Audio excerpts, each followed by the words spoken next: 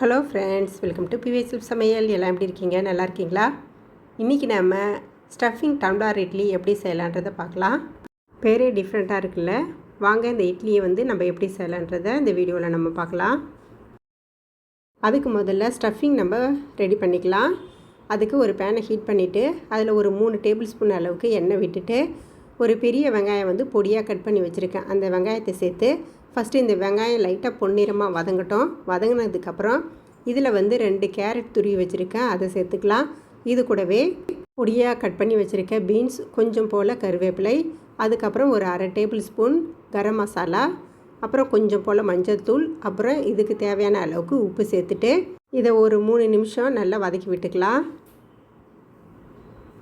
இந்த கேரட்லாம் நல்லா வதங்கினதுக்கப்புறம் 2 உருளைக்கிழங்கை வேக வச்சு மசிச்சு வச்சுருக்கேன். அந்த உருளைக்கிழங்கை இது கூட சேர்த்துக்கலாம். வேக வச்ச உருளைக்கிழங்கை சேர்த்துக்கலாம். உருளைக்கிழங்கை சேர்த்துட்டு நல்லா இது கூட நல்லா மிக்ஸ் பண்ணி விட்டுக்கலாம். இன்னும் ஒரு 2 நிமிஷம் போல் நல்லா இது கூடவே நல்லா மிக்ஸ் பண்ணிக்கலாம். இப்போ பாருங்கள், ஸ்டஃபிங் ரெடி ஆகிடுச்சு. இதை நம்ம ஆற வச்சுக்கலாம். அடுத்து கிளாஸ் எடுத்து அதில் நம்ம கொஞ்சம் ஆயில் அப்ளை பண்ணிக்கலாம். இட்லி ஒட்டாமல் வர்றதுக்காக ஆயில் கொஞ்சம் அப்ளை பண்ணிவிட்டு இட்லி மாவு இதில் ஒரு பாதி அளவுக்கு நம்ம ஊற்றிக்கலாம். இப்போ 2 கிளாஸ்லையுமே ஒரு பாதி அளவுக்கு நான் ஊற்றி வச்சுருக்கேன். இப்போ நம்ம வச்சுருக்க ஸ்டஃபிங்கை இது போல் பிடிச்சி வச்சுட்டு இந்த மாவுக்கு நடுவில் நம்ம உள்ளே அப்படியே டிப் பண்ணிடலாம். இது போல் உள்ளே வச்சதுக்கப்புறம் நான் 2 கிளாஸ்லையுமே வச்சுருக்கேன், இதுலேயும் வச்சிடலாம்.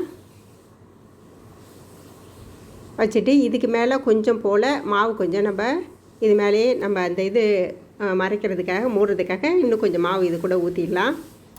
ஊற்றிட்டு இது நல்லா இது போல் தட்டி விட்டுக்கலாம்.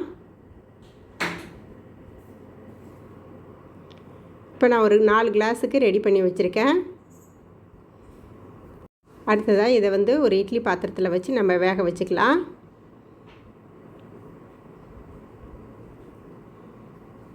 இப்போ எல்லாமே வச்சாச்சு. இதை மூடி இதை ஒரு 10 நிமிஷம் நல்லா நம்ம வேக விட்டுக்கலாம். இப்போ மூடி இதை 10 நிமிஷம் நம்ம எல்லாம் வேக விட்டுக்கலாம். இப்போ இந்த இட்லி வெந்துட்டு இருக்கும்போதே நம்ம இதுக்கு லாஸ்ட்டாக இந்த இட்லியை பிரட்டி எடுக்கிறதுக்காக குழம்பு மிளகாய்த்தூள் ஒரு 2 டேபிள் ஸ்பூன், அப்புறம் கொஞ்சம் போல் பூண்டு, கொஞ்சமாக உப்பு சேர்த்து இதை கொஞ்சம் குறன்னு அப்படியே அரைச்சிட்டு வந்துடலாம். ரொம்ப நைஸாக வேணாம், இது போல் அரைச்சி வச்சுக்கலாம். அடுத்ததாக இட்லியும் நல்லா வெந்திருக்கு. 10 நிமிஷம் போல் ஆகியாச்சு. இட்லியும் நல்லா வெந்திருக்கு. இப்போ இதை எடுத்து நம்ம அப்படியே கீழே வச்சிடலாம். இது கம்ப்ளீட்டாக நல்லா ஆறின பிறகு நீங்கள் எடுங்க. நான் சூட்டோடே கொஞ்சம் எடுத்துட்டேன், அதனால் கொஞ்சம் எனக்கு ஷேப் வரல. ஒரு நைஃப் வச்சு நல்லா சுற்றி இது போல் நல்லா எடுத்து விட்டுட்டு இதை அப்படியே ஒரு தட்டில் போட்டு நம்ம இது போல் எடுத்தால் அழகாக வந்துடும்.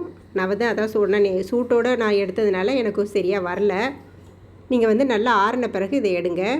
அதுக்கப்புறம் ஒரு பேனை ஹீட் பண்ணிவிட்டு அதில் கொஞ்சம் போல் எண்ணெய் விட்டு கொஞ்சம் கடுகு போட்டு நல்லா பொரிஞ்சதுக்கப்புறம் இடித்து வச்சுருக்கேன் இந்த மிளகாய் பொடியே சேர்த்துக்கலாம். ஒரு 3 டேபிள் ஸ்பூன் அளவுக்கு நான் சேர்த்துக்கிறேன்.